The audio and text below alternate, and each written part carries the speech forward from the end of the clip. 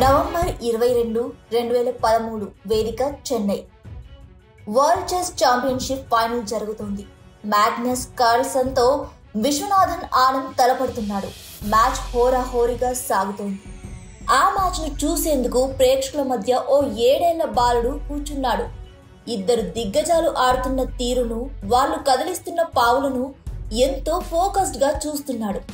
నరాలు తెగ ఉత్కంఠగా జరుగుతున్న మ్యాచ్ లో అక్కడున్న అందరి అభిమానుల అలాగే ఆ బాలుడు కూడా విశ్వనాథన్ ఆనంద్ గెలవాలని బలంగా కోరుకున్నాడు. కానీ చివరకు కార్ల్సన్ చేతిలో ఆనంద్ ఓటమి పాలయ్యారు.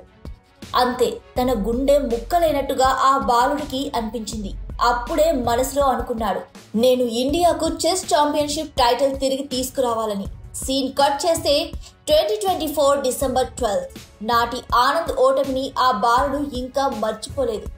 11 ఏళ్లు గడిచిపోయాయి. వరల్డ్ చెస్ ఛాంపియన్షిప్ ఫైనల్ జరుగుతోంది. ప్రత్యర్థి లిరెన్ ఆట కట్టించిన ఆ బాలుడు కొత్త ప్రపంచ చెస్ ఛాంపియన్ గా ఆవిర్భవించాడు. అతనే భారత grand master Dommaraju Gukesh.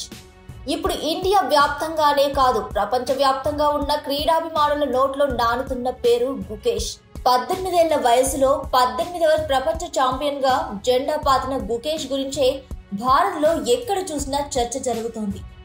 World chess champion గా నిలిచిన అతి పిన్న వయస్కుడిగా నిలిచిన గుకేష్ లో చిన్నతనం నుంచి స్ఫూర్తి నింపింది భారత్ చెస్ దిగ్గజం విశ్వనాథన్ ఆనంద్. తన అత్యుత్తమ ఆటను ప్రదర్శించి లిరెన్ ను పడగొట్టిన గుకేష్ క్లాసికల్ విభాగంలో విశ్వనాథన్ ఆనంద్ తర్వాత వరల్డ్ ఛాంపియన్ గా నిలిచిన భారత ప్లేయర్ గా అందరి చేత షాబాష్ అనిపించుకున్నాడు.